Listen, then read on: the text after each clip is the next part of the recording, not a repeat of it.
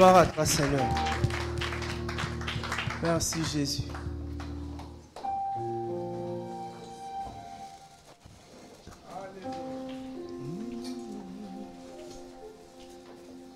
Gloire à toi, Seigneur. Alléluia.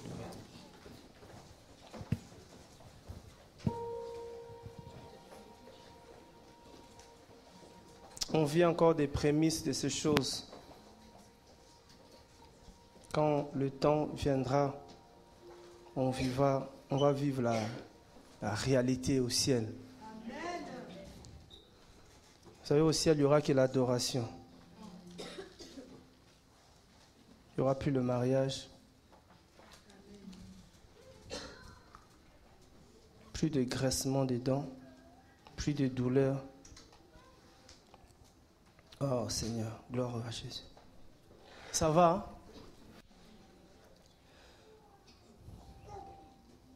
Ah, aujourd'hui, c'est une grande journée encore.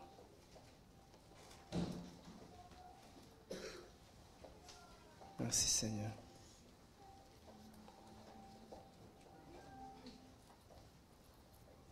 Il faut vraiment qu'on s'organise. Déjà ce week-end, le week-end prochain. Et si Dieu permettait que ça soit comme ça tout le week-end, tous les jours même.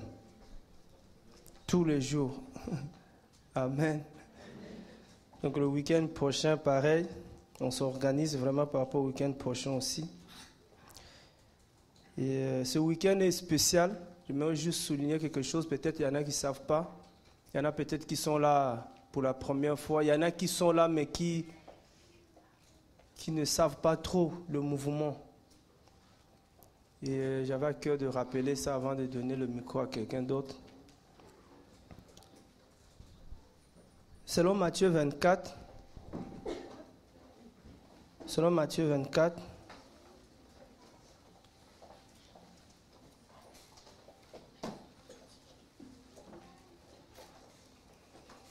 et cette parole brûle de plus en plus dans mon cœur.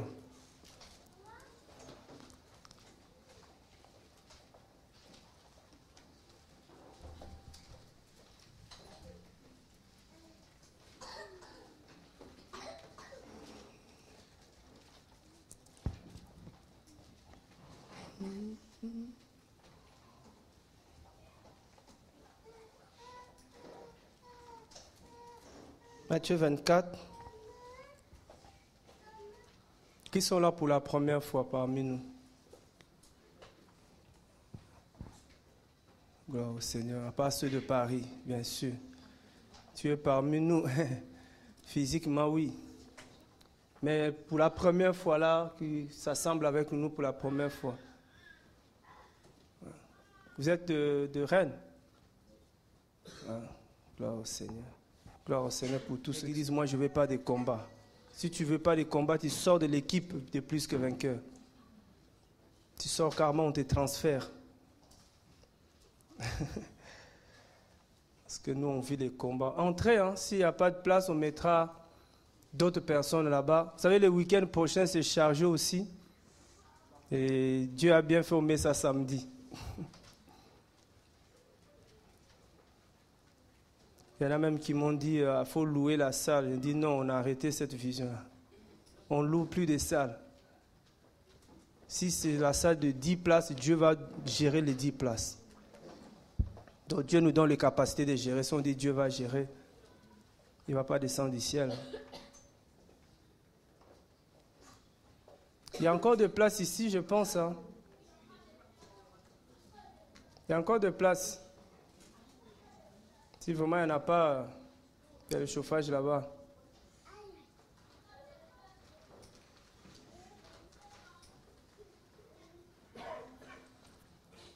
Le week-end prochain, on est ici à 11h. Le samedi à 11h.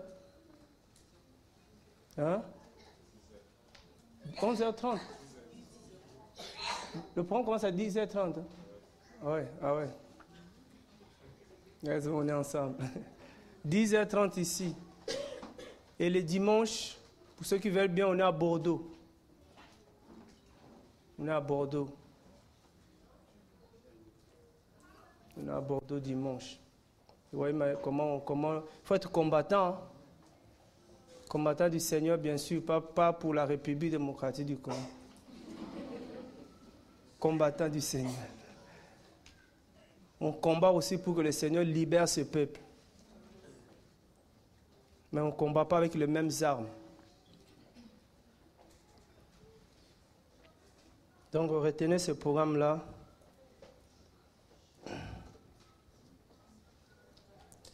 Matthieu 24, c'est ça, hein? Oui, le verset 13.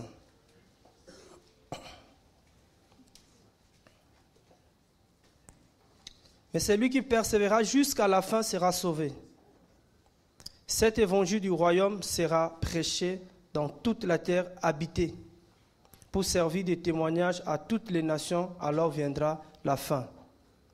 Ça, c'est le deux textes qui brûlent de plus en plus dans nos cœurs. C'est juste pour dire qu'il y a deux défis à relever avant que tu sois enlevé, avant la fin du monde, avant la fin du temps. Il y a ces deux défis à relever. Le défi de garder la charité jusqu'à la fin, ce qui n'est pas une chose facile. De plus en plus, il y a la tentation, il y en a qui rétrogradent, il y en a qui abandonnent la foi. Comme plus loin, on a dit, voilà, la charité de plusieurs sera refroidie, il y a le refroidissement, on voit de plus en plus. Et il y a un défi qui est lancé, c'est lui qui persévérera jusqu'à la fin. C'est lui qui persévérera. Ça ne sera pas facile. Jusqu'à la fin, c'est celui-là qui sera sauvé. C'est pour ça qu'aujourd'hui, quand on te pose la question, tu es sauvé, tu dis, bon, c'est le salut initial. Mais il y a un autre salut qui nous attend. Est-ce que nous sommes prêts? Est-ce que nous sommes capables de persévérer jusqu'à la fin? De garder la charité, l'amour de Dieu ou l'amour pour Dieu jusqu'à la fin? Malgré les tribulations, malgré le combat, malgré tout ce qui est les vents qui souffrent dans tous les sens. Tous les jours, on nous annonce que des catastrophes. Est-ce que tu garderas la charité? Lui-même, il dira que ce peuple m'honore des lèvres, mais leur cœur est éloigné de moi. C'est-à-dire qu'il y en a qui n'aiment plus réellement Jésus-Christ. Mais il dit, Seigneur, nous t'aimons, Seigneur, nous t'aimons, ça devient facile. Et Jean dira que n'aimez pas seulement en parole, mais en acte. Et beaucoup ne posent plus ces actes d'amour-là. Il y en a plus de moins en moins. L'amour, c'est devenu un slogan, c'est des paroles qui s'envolent. Mais nous, on veut vraiment garder cette charité jusqu'à la fin. On va faire tout ce qu'il faut pour garder cet amour-là.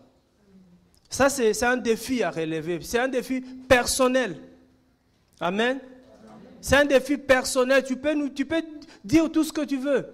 Mais à la fin, quand il y aura le verdict là, c'est là où on saura si tu as été un bon élève ou pas. Tous les jours, comme on dit toujours, tous les jours, tu sors de la maison, tu vas où? À l'école. Tu vas où? À l'école. Nous, on ne sait pas si tu vas à l'école. Mais à la fin de l'année, on saura si tu es allé à l'école. Parce que là, quand le bulletin arrive, quelqu'un qui était à l'école, on voit les notes. Sinon, on va écrire seulement l'absentéisme. Ça aussi, c'est un problème spirituel. Ce n'est pas l'absentéisme, mais présent à l'église. Présent dans le bâtiment, présent dans la présence de Dieu. Amen. Alléluia. Sinon, on va vous dire, oui, on a dit, il faut être tous les jours là. Non, ce n'est pas ça. Tous les jours dans la présence de Dieu. Jésus dit, c'est lui qui demeure en moi. Ça dit qu'il demeure en Jésus-Christ. Ce n'est pas facile, je vous le dis. Tous les jours, il y a les combats, il y a des attaques. Tous les jours. Mais c'est lui qui persévérera jusqu'à la fin. Et ça, c'est personnel. Ça, c'est le travail qu'on fait tous les jours. Il y a des ministères, il y a des frères et sœurs, voilà. Comme la Bible dit, édifiez-vous les uns les autres. Ça dit, même le vrai terme que j'aime beaucoup, fortifiez-vous. Encouragez-vous. Entretenez-vous selon le psaume 133. Entretenez-vous. Colossiens nous parle aussi comment s'entretenir aussi. Parce que la foi, il faut l'entretenir. Amen. C'est comme le corps. Hein? Il faut entretenir la foi. Et là, les prophètes nous enseignent comment, les prophètes dans la Bible, hein, comment entretenir la foi, comment prendre soin de sa foi. Paul donnera même un conseil aussi à Timothée, son fils dans la foi. Il va lui donner comment entretenir aussi la foi pour que cette foi reste saine jusqu'à la fin. Parce qu'il y a des pollutions, il y a tout, hein, tout autour là. Ça vient polluer aussi. Et le deuxième, c'est là où je voulais juste souligner. Il dit, cet évangile du royaume sera prêché dans toute la terre habitée, pas dans la forêt. Parce qu'on ne prêche pas aux arbres. La terre habitée pour servir de témoignage à toutes les nations. Comme ça, alors personne ne dira, non, moi je n'avais pas entendu parler. Et ce défi-là, c'est un grand défi. C'est pour ça que j'ai beaucoup aimé la vision de l'évangélisation des nations. Et plus dans mon esprit, c'est former une grande équipe des gens qui veulent aller annoncer cet évangile dans les nations. Parce que il n'y aura pas la fin si cet évangile n'est pas prêché partout. À moins que tu aimes la terre. Mais nous, on n'aime plus la terre. Amen. On n'a plus envie de rester sur cette terre. Mais Jésus nous dit, pour quitter la terre, pour que je mette fin, il faut que l'évangile que je vous ai confié soit prêché partout. Alléluia. Ah, ça demande une équipe. Ça demande une mobilisation. Ça demande de mettre tous les moyens qu'il faut. C'est pour ça que quand je vois à gauche, à droite des frères en train de se mobiliser, de s'organiser pour l'évangile, ah, ça me fait un grand plaisir. Pas pour acheter des châteaux, acheter des maisons. Il y en a, on entend qui se vantent, non, je vais bientôt finir ma maison avec piscine. Mais nous, on a la mer de cristal qui nous attend. Amen. Alléluia. Oh, ils veulent construire une piscine. Il faut mettre des produits dedans. Après, tu vas aller voir le médecin, je suis malade parce que je me suis lavé. Waouh, les gens vraiment ne savent pas ce qu'ils veulent.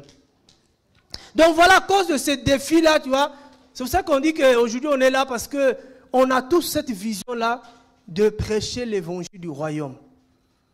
Et c'est là aussi, j'ai aimé parce qu'on dit cet évangile du royaume. Si on avait dit cet évangile, ça allait créer des problèmes. Chacun a dit, oui, tu vois, on parle de cet évangile, donc c'est mon évangile. Mais on dit l'évangile du royaume. Et cet évangile du royaume, Jésus-Christ lui-même l'a prêché. Jean-Baptiste qui a commencé avant, il a prêché. Et je vois que même les prophètes qui ont annoncé la venue de Jésus ont prêché le même évangile du royaume. Quand vous regardez bien dans la Bible, tu vas voir qu'il y a une partie, ils annonçaient la venue du Messie. Il va venir. C'est pourquoi j'aime beaucoup Ésaïe, parce que Ésaïe, c'est lui vraiment qui troublait un peu les Juifs. Parce qu'il parlait des choses que lui voyait qu'eux, ils ne voyaient pas. Il dit, un fils vous est donné, mais dans le passé. Mais moi aussi, j'aimais le peuple à l'époque, parce que quand un prophète prophétise comme ça, on ne l'attrape pas. Il dit, mais ce que tu dis est où? Parce que Ésaïe était tellement loin dans son esprit. Il annonçait la venue, et Jean a continué aussi, et cette venue est venue. Alléluia. Les prophètes, après, maintenant, ils annoncent le retour. Nous, on annonce le retour. Amen. L'évangile qui parle que le Messie là, mais là, il ne viendra plus comme l'agneau. Profitons de manger l'agneau maintenant. Frère, la viande qui vient après, ce n'est pas l'agneau. Hein? Ça sera dur. Apparemment, l'agneau, c'est tendre. Et c'est cher aussi. Quel prix à payer? L'évangile du royaume. C'est cet évangile qu'on veut. On veut s'organiser partout. C'est déployer. C'est pour ça que quand on dit qu'il y a il y a une évangélisation des nations quelque part. Frère, tu ne dis pas que moi je suis des reines. Parce que nous sommes les gens du... Nous, on est dans un corps. C'est vrai que quand on était à Paris, on a été secoué comme ça, on nous dit, frère, il faut sortir. Sortir un peu de ta religion, de ta ville. Au moins, je suis. Quand les gens me posent la question, frère, tu es de quelle ville? Je dis, frère, j'aime pas cette question-là. Ça dit, si je te dis, je suis des reines, donc moi, je crois que je suis des reines. Mais moi, je dis, je suis à Rennes, mais je ne suis pas des reines. Alléluia. Ah, c'est différent, frère, c'est français. Je suis à Rennes, mais je ne suis pas des reines, parce que demain, tu peux me voir à Laval. Alléluia. Après demain, tu me vois à Paris. Ça dit que je dois bouger. Mais pas pour bouger. Pas pour visiter la ville. Mais pour l'évangile. Pour aller annoncer l'évangile.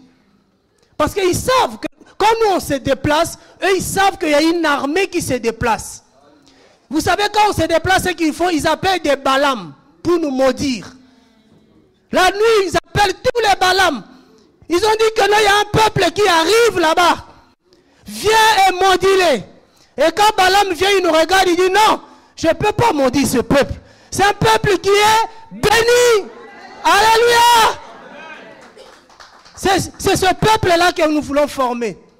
C'est cette équipe que nous voulons former. Où il n'y a pas de nom. C'est pour ça que il faut faire très attention par rapport à ce que tu dis dans la bouche. Quand on dit non, je suis de Paris, c'est fini. Tu es coincé. Ça dit c'est par rapport à ta parole que tu es coincé. Tu vois, il y avait des gens qui étaient morts à un moment donné. Tout le monde disait je suis Charlie. Sauf moi. Oh, pour faire plaisir aux gens, participer au deuil. Donc les gens aussi déclaraient je suis Charlie. Après les autres, ils ont dit par frustration, par colère. Non, moi je suis Congolais. Moi je ne suis pas Congolais. Moi je ne suis pas Gabonais. Je ne suis pas Français. Je suis céleste. Alléluia. Ah oui frère. Tu dis je suis de Christ. Point net. C'est pour ça que parmi les nations que nous évangélisons, il y a par exemple la nation, les catholiques. Tu dis quelqu'un dit, moi je suis catholique. Il dit, ah bon? Est-ce que tu sais ce que veut dire catholique? Catholique veut dire universel. Ils ne savent même pas. Or c'est faux, ils ne sont pas universels. C'est Jésus qui est universel. Donc, oh, il y en a qui disent, moi je suis protestant. Ça c'est grave.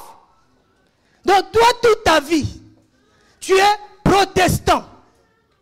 Tu protestes pour rien, tu protestes. Parce que tu les déclares, je suis protestant. Je suis évangélique. Il y en a qui disent qu'ils sont évangéliques. Pourquoi je ne sais pas. Il y en a maintenant qui disent qu'ils sont des réveils. Mais ils mentent. Parce que tu ne peux pas être réveillé et endormi. Tu dois être un des deux.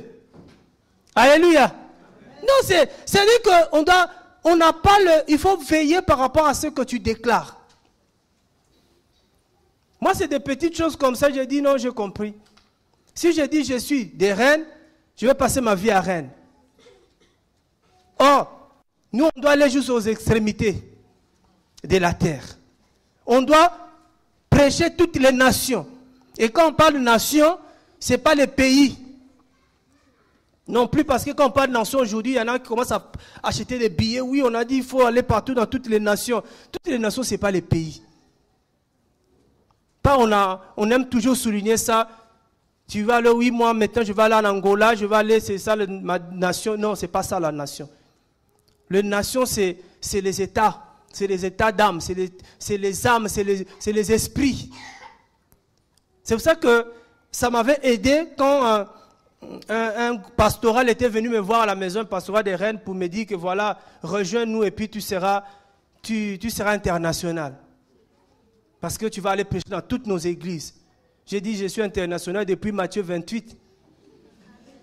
Depuis Matthieu 28, il m'a dit, allez partout dans toutes les nations. C'est-à-dire, il m'a déjà déclaré international, je n'ai pas besoin de toi. C'est-à-dire que si je sors devant, chez moi là, j'ai déjà 4 ou 5 nations qui me regardent. Des prostituées, des alcooliques, des menteurs, des séducteurs. C'est des nations tout ça. Alléluia. Est-ce que vous comprenez? Il dit, il faut que cet évangile du royaume soit prêché dans toute la terre habitée. La terre habitée. Oh Jésus-Christ, le Saint-Esprit est fort. Hein? La terre habitée. Habitée par quoi? Par les démons. Il faut aller là-bas, prêcher cette terre-là, pour déloger ces démons-là. Parce que la terre est habitée par les démons, mais la terre doit être habitée par Jésus-Christ. Donc tu déloges, tu mets Jésus dedans. Vous voyez, des fois, ça ne sert à rien de dire non, je suis évangéliste plénipotentiel et tout ça, ça ne sert à rien. On est déjà tous des internationaux. C'est pour ça que, vous savez, moi je ne comprenais pas pourquoi Jésus appelait les premiers disciples les apôtres. Il appelait Pierre, Jean, tout ça, apôtres. Mais quand vous allez regarder les apôtres là, ils n'avaient bâti aucune église. Parce que nous, on nous dit que les apôtres, c'est ceux qui ont bâti des églises. Il était apôtre sans église. Il était apôtre. Mais j'ai compris. Pierre, à une journée, il a fait 3000 églises. Une journée. Tu imagines la vitesse. Combien de villes? Non, frère. C'est le défi qu'on doit relever. Et l'invitation qu'on te donne, c'est de, si tu veux, on ne t'impose pas, hein, c'est de rejoindre cette équipe. Parce que seul, le résultat ne sera pas meilleur. C'est pour ça qu'on est en train de dire, tous ceux qui sont sur le canapé là, de quitter le canapé. Parce que tu ne peux pas faire, obéir à ce commandement, cet ordre, sur le canapé. Et il y a souvent des chrétiens, vous savez, ce qui trompe beaucoup de chrétiens, c'est Philippiens 1,6, si... Philippiens, ça c'est le téléphone. Vous êtes vraiment bien connectés. Philippiens 1,6. Ça nous trompe beaucoup. C'est pour ça qu'on n'arrive pas à faire l'œuvre comme il faut. Ça nous trompe, ça dit qu'on interprète mal. Hein? Il faut toujours expliquer les termes parce que ça va vite. Tu vois qu'il y en a qui enregistrent directement, qui publient directement. Philippiens 1,6. Il dit, on peut commencer au verset 5, il dit, à cause de votre attachement à l'évangile, waouh, à cause de votre attachement, attaché à l'évangile, on ne peut pas nous détacher. Vous savez, un jour j'ai reçu une proposition d'un pasteur à Rennes. Il m'a dit, il a à cœur de travailler avec moi, mais pour travailler avec moi, il faut que je lise les livres. Il veut me donner des livres. Il dit, si tu veux qu'on prêche le même évangile, tu dois lire les livres que je lis là. J'ai dit, waouh. Vous savez, j'avais un problème avec ça à l'école. La lecture. Et tu me donnes encore ça. La Bible me suffit. La Bible est déjà, tu as combien de pages? C'est quand je suis arrivé en Europe, j'étais beaucoup impressionné quand j'étais dans le train. Quand tu es dans le train, tu regardes à côté, tu vois un blanc. Tu vois le livre qu'il lit là, je dis, oh! Le livre là, c'est combien de volumes ça? Tu vois un gros livre, je dis, va finir ça. Tu vois que le train avance, et les pages tournent. Waouh! Mais nous, les Africains là, tu me donnes 2 pages. Ah frère, tu as fini? Non, non. Frère, demain. Ça, la lecture, c'est un vrai problème. Nous, on aime les vidéos.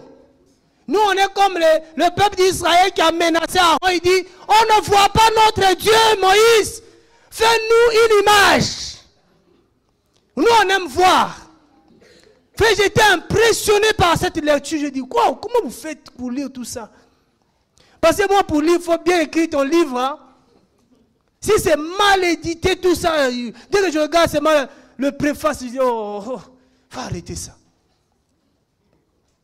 Et quand je grandissais, j'avais du mal, quand je lis un livre, s'il n'y a pas X plus 1, j'ai dit non, arrête. Je ne peux pas aller loin. X plus 1, ça m'arrête un peu à résoudre ce problème-là et puis avancer.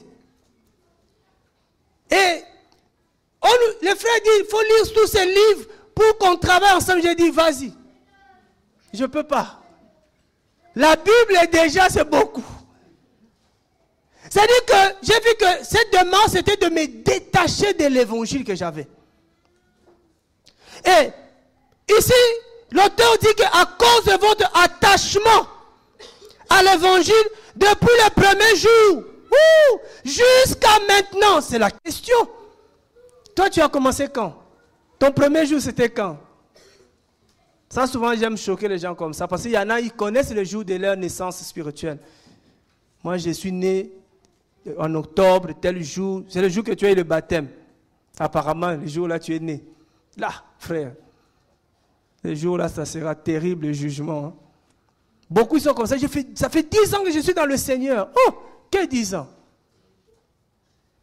Ça fait peut-être même pas 10 jours. Hein? 10 ans que tu fréquentes une assemblée, oui. 10 ans dans le Seigneur, on ne sait pas. Ça, c'est Jésus qui le sait. Parce que j'ai vu des gens comme des Pierre. 3 ans. Pierre a passé 3 ans et demi avec Jésus. Mais dès que Jésus est parti, Pierre est retourné dans le monde. Pire qu'avant. Avant, il péchait avec les habits, mais après, là, nu. Tu vas me dire qu'il avait fait 3 ans avec Jésus. Amen. Et à cause de cet attachement, depuis le premier jour, Dieu veut que depuis le premier jour, que jusqu'à maintenant, je sois attaché à l'évangile. Frère, attaché à l'évangile. Ça dit, il n'y a même pas un temps où je vais me détacher un peu. Voilà, comme c'est que je vais me retirer un peu pour chercher la face du Seigneur. On ne dit pas que c'est mauvais, c'est bien de se retirer, mais toujours attaché à l'évangile. Même quand je me retire, mais je suis attaché à l'évangile. Je me retire, je m'éloigne par rapport aux frères et sœurs, mais je ne peux pas m'éloigner de Jésus-Christ. Alléluia. Toujours attaché à l'évangile. Il y en a même, ils ne se retirent même pas. Ils nous fuient. Frère, j'ai envie de chercher la face du Seigneur. On dit, si quelqu'un te dit comme ça, tu l'attends. Oh frère, combien de jours? Frère, je prends une semaine, après une semaine, on veut que quand tu descends là, que tu mettes le voile comme Moïse. Parce que Moïse, quand il est descendu après, il était revêtu de gloire, frère. Moïse, il est descendu avec la parole. Mais toi, quand tu descends, frère, même pas une révélation. Jésus t'a donné un nouveau nom, non? Mais frère, c'était beau. Qu'est-ce qui était beau? Rien. Moi, c'est des mensonges. J'appelle ça des mensonges. Frère, arrête seulement. Parce que nous, on a un caractère très difficile. Pour vivre avec nous, il faut être aussi compliqué. Mais il y en a quand ils n'arrivent pas, ils disent, frère, moi, je me retire un peu. Et le verset 6. Étant persuadé que celui qui a commencé cette bonne œuvre en vous, l'achèvera jusqu'au jour de Jésus-Christ. Celui qui a commencé cette bonne œuvre en vous, l'achèvera jusqu'au retour de Jésus-Christ. Et beaucoup ne se posent pas la question, qui a commencé cette bonne œuvre? Qui? Les gens disent, mais c'est le Saint-Esprit. Ah ouais? C'est pas toi. Amen. Parce que c'est ça qu'on dit aux gens, attention au ministère des canapés, parce que tu commences, mais tu n'achèves pas. Alléluia. Ah oui, nous on dit, moi, un semeur est sorti pour semer sa semence. Voilà, moi je sème, je sors, je sème, point net. Non, il faut regarder sur le fruit. Ce que tu as semé porte aussi, ça grandit. Parce que soit il faut l'arroser. Non, moi j'ai fait comme Paul. Paul a semé et Apollos a arrosé. Non, frère, tu n'es pas Apollos, tu n'es pas Paul. Alléluia. Ça dit qu'on dit qu'il y a un travail qui se fait. Et le travail qui est en train de se faire, il faut qu'il y ait, ça doit être une équipe. Parce que dans l'équipe, on aura des Paul, on aura des Apollos.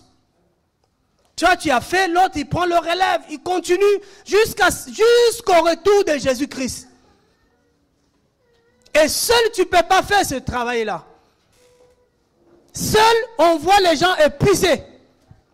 On voit des frères, ils arrivent à la maison, pouf, ils s'allongent sur le canapé. Je suis fatigué. Frère, qu'est-ce qu'il y a? Ah frère, aujourd'hui, il y avait trop à faire. J'ai imposé beaucoup de mains. Tu savez, il y a un ancien parmi nous, je ne citerai pas son nom parce que voilà, pour le moment, il n'est plus avec nous. On avait un programme à Rennes ici. Et après le programme, le frère s'est mis en relation avec une sœur qui était dans l'assemblée. Et ça commençait à monter un coup.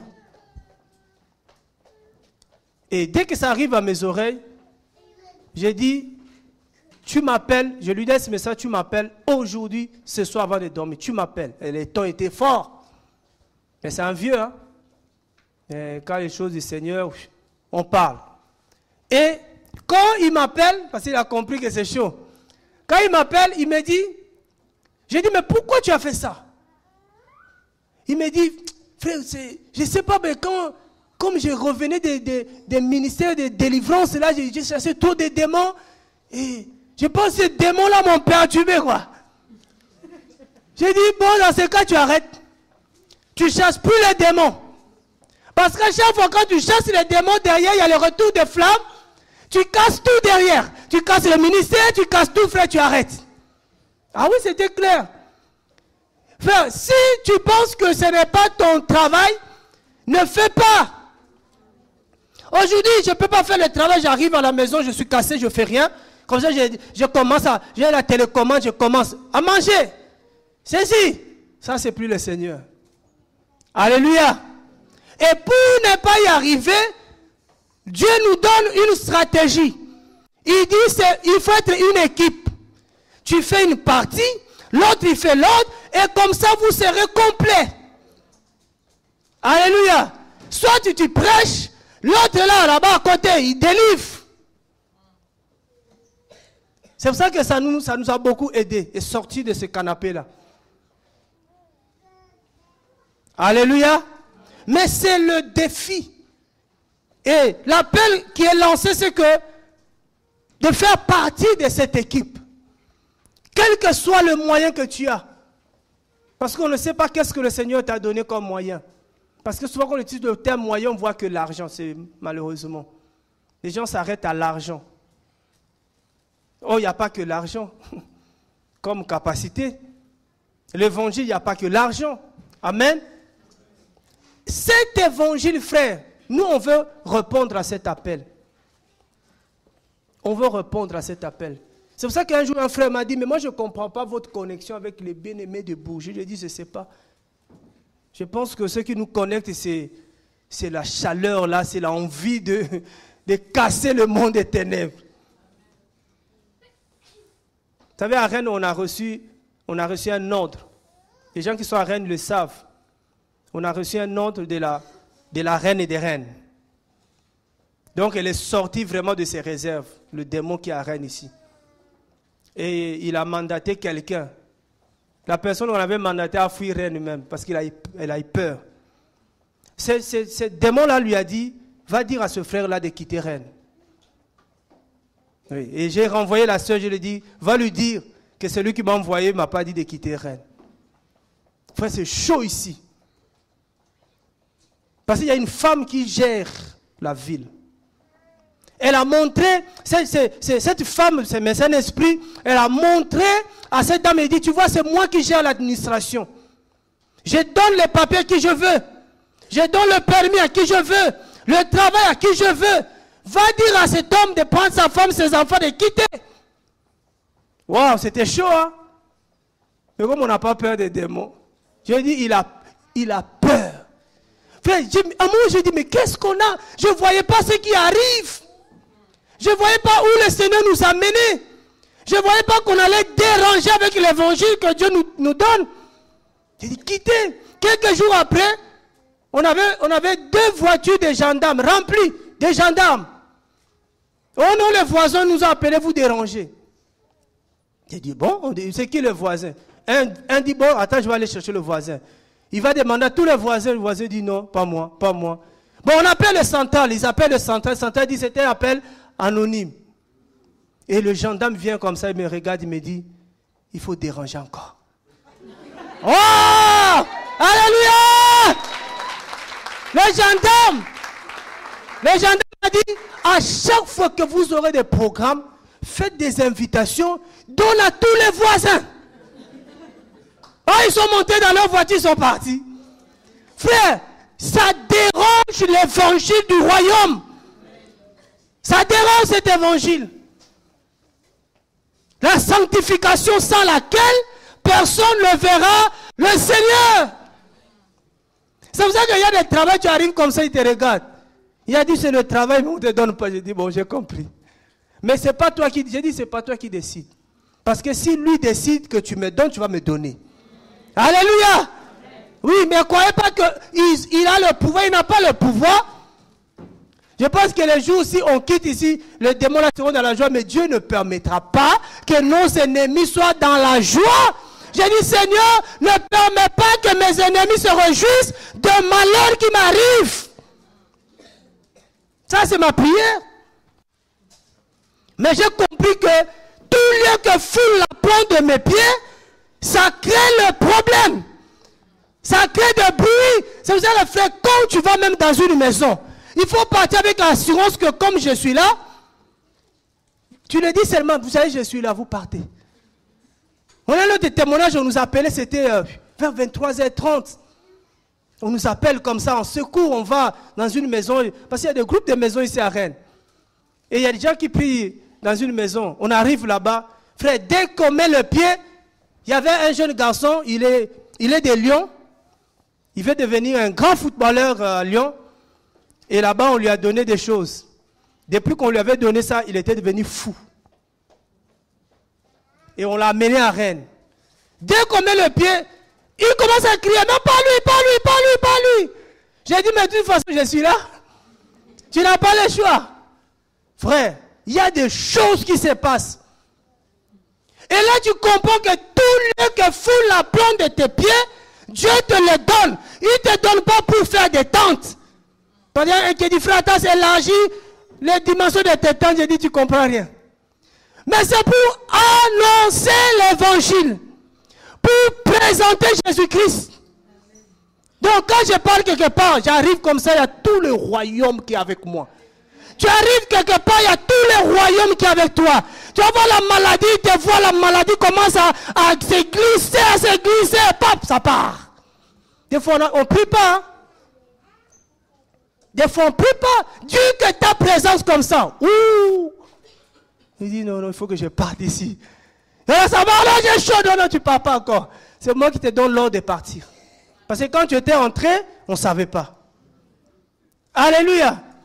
Et si on ne réalise pas, frère, ce que nous avons, on va trembler devant ce monde. Tu vas trembler quand on te dit non, on ne te donne pas ce travail, tu vas trembler. Mais quand tu commences à réaliser ce que tu as, frère, tu seras fier. Même quand on te dit pas ici, tu dis oh, merci Seigneur. Je sais que ce n'est pas ici, mais c'est l'autre côté. Wow. Je vois encore le dernier emploi que j'ai perdu. C'était licenciement économique. Et donc moi, je viens en retard comme ça au travail. Les gens me regardaient, ils étaient tristes. Oh non, mais pourquoi ça arrive à toi? Toi, tu travailles bien. Je dis, qu'est-ce qu'il y a? Oh non, sur la liste des gens qui vont partir à ton nom, j'ai dit, ah, Jésus! Il y a mon nom là, j'ai dit, c'est ça. Parce que frère, je travaille 40 ans, j'ai dit, Jésus, non, on négocie. Ou je fais l'œuvre, ou je travaille. Mais si tu veux que je fasse l'œuvre, je te dis de fermer seulement la boîte. Et Jésus a fait, pouf.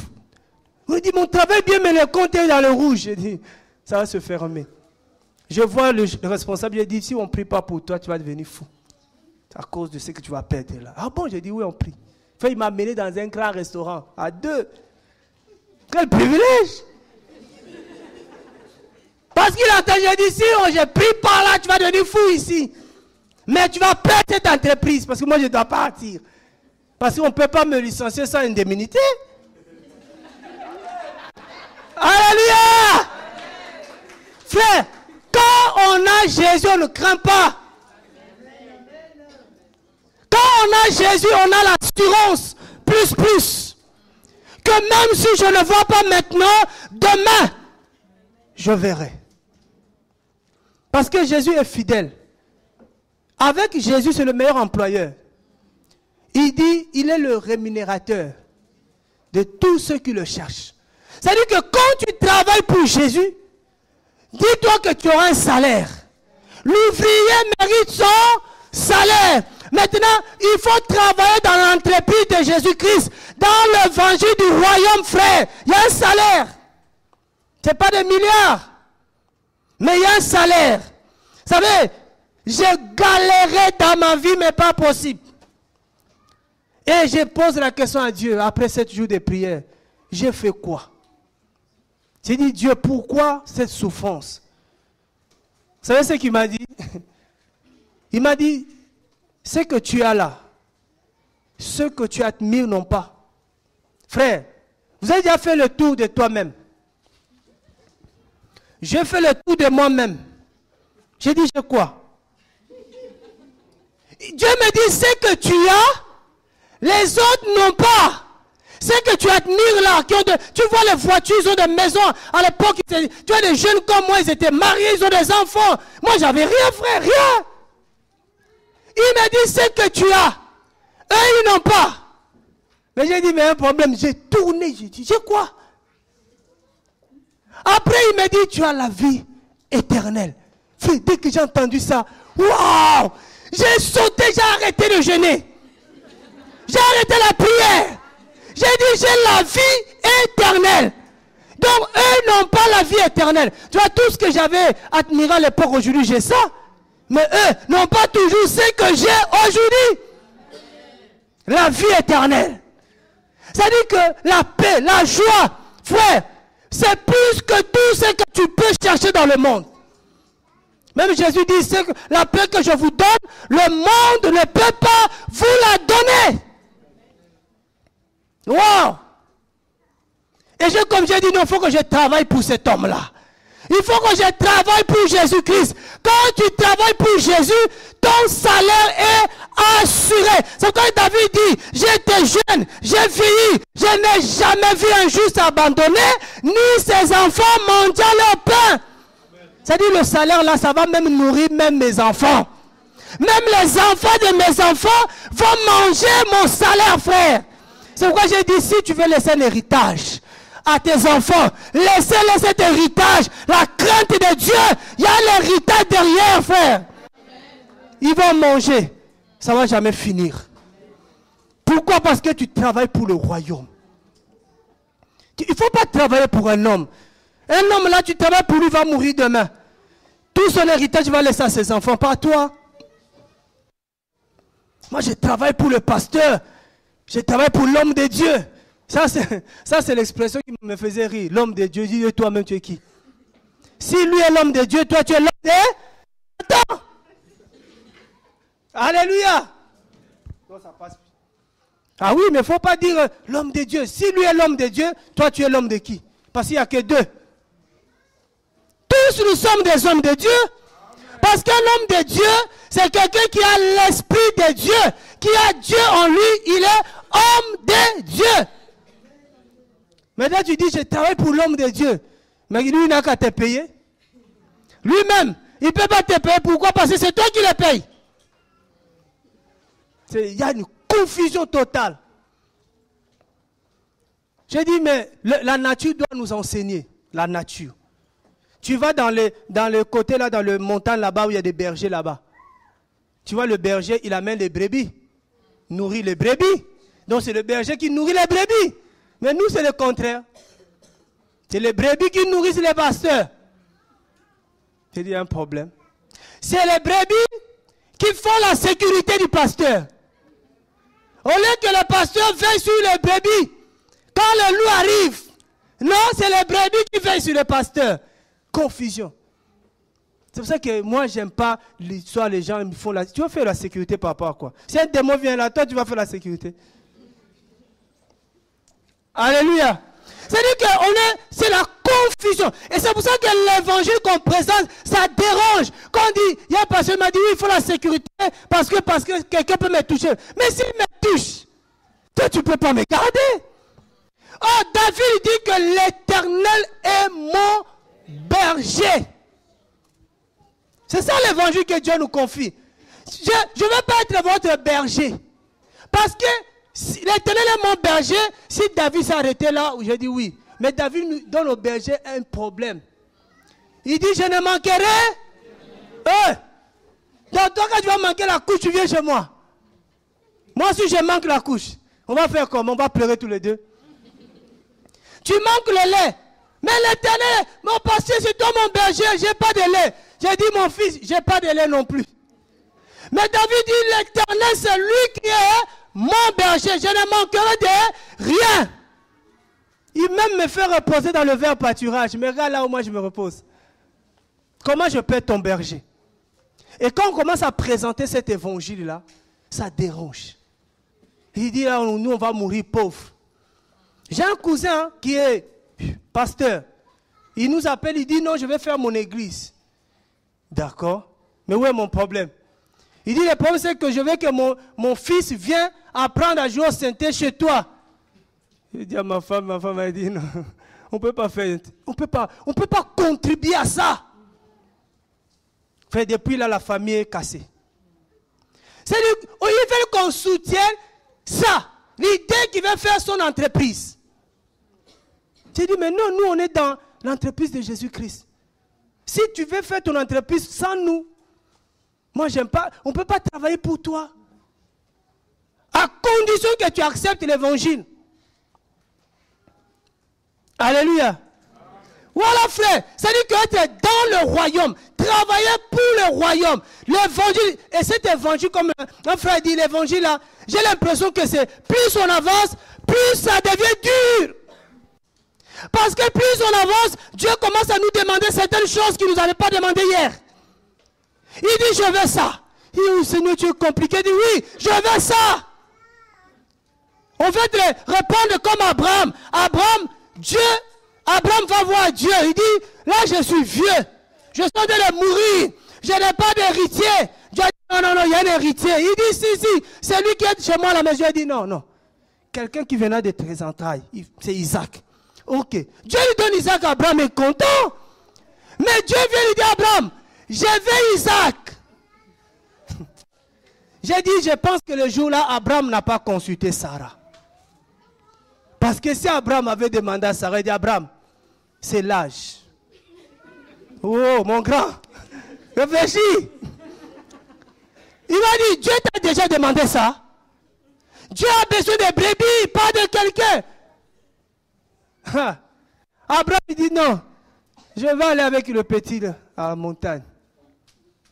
Ils arrivent quelque part avec tous les serviteurs. Il dit aux serviteurs, restez là. Moi et l'enfant, nous allons adorer. Ouh, quel langage. Il dit, je vais aller sacrifier l'enfant. On va dire, il faut l'arrêter. Il a tel âge, il ne réfléchit plus. Il y a des fois, nos enfants nous traitent comme ça. Vous aussi, vous êtes décalés. On n'est pas décalé dans le royaume. Oui, décalé ici, parce que ça va trop vite. Mais dans le royaume, on suit le temps. Alléluia. Ah oui. C'est-à-dire qu'Abraham avait une telle sagesse. Il dit non, avec l'enfant, on va adorer. Mais il savait que Dieu lui a demandé. Vous savez que c'est ça avec le Seigneur. Hier, il demandait des brebis à Abraham. Mais le jour-là, il dit maintenant, je veux Isaac, ton fils que tu aimes tant. Vous voyez, c'est quoi on dit, frère? De plus en plus, Dieu va nous demander de faire des choses qui sont difficiles à faire. Si pour toi hier l'évangile là c'était de bouillie là, bientôt là tu vas manger la viande dure. Alléluia. Amen. Tu vas manger une viande solide. Bientôt.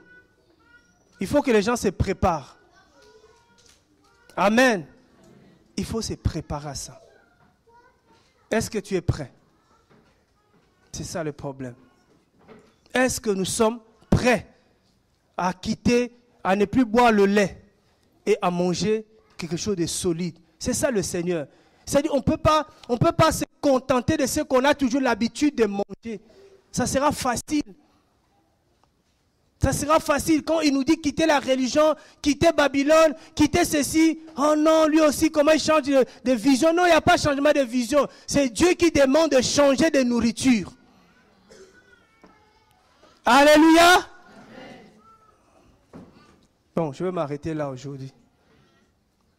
Je vais m'arrêter là. Parce que, il est quoi? Il est 13 heures. Oui, dans ma tête, c'est qu'il n'est pas encore 14 heures. Je vais quand même laisser Hervé. Parce que le frère là, il m'encourage tellement. J'ai envie d'être fou comme lui. Ou plus fou que lui. Je l'ai tout plus fou. Tu vois, un jour, on était à, je ne sais pas si tu te souviens, Hervé. On était à Évry. C'était tard. Tout le monde est parti. Il y avait une sœur qui était restée. Et la sœur là, il dit, je veux seulement que le frère là qui crie partout là m'accompagne. On dit, mais c'est quoi cette sœur là? Il veut faire tomber notre frère. Il dit, non, on va tous ensemble alors. Voilà comment le diable dit, mais comment je vais faire? Il fait faire taire cet homme là. Mais de plus en plus, ça encourage les jeunes, ça encourage tout le monde. Parce que c'est ça, la mission. Viens mon frère. Oh, il n'y a pas que dehors tu vas crier. Hein? Nous dire un mot, voilà. Gloire au Seigneur, moi je m'arrête là. Que le Seigneur vous bénisse. Seigneur.